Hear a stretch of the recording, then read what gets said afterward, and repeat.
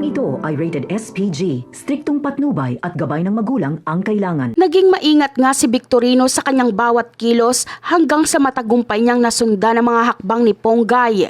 Dahil sa kanyang matyagang pagmamatsyag, nadiskubre niya ang lihim na ugnayan nila Ponggay at Tanggol na matagal na palang magkakampi.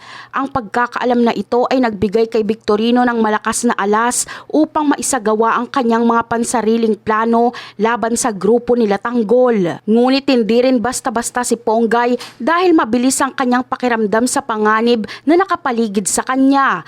Agad niyang natunugan na may sumusunod sa kanya kaya hindi siya nag-aksaya ng panahon at mabilis na nagbabala sa grupo nila Tanggol.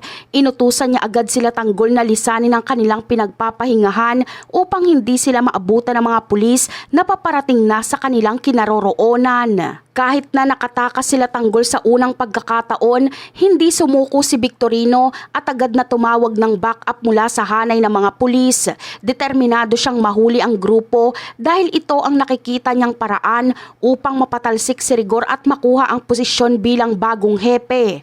Gagawin ni Victorino ang lahat ng paraan, legal man o hindi. Makuha lang ang kapangyarihan at atensyon na matagal niya nang inaasam. Dahil sa mabilis na pagresponde ng mga pulis, tuluyan nang napalibutan ang sasakyan nila Tanggol sa gitna ng daan.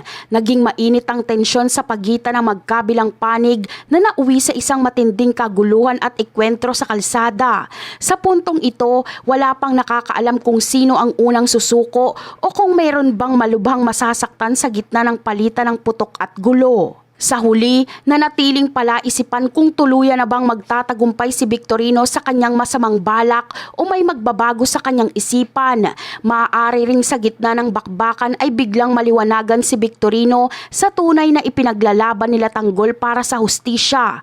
Kung mangyayari ito, malaki ang posibilidad na talikuran niya ang kanyang pansariling interes at piliin na lamang na pumanig sa grupo nila Tanggol para sa kabutihan. At yan ang aabangan natin. Bye!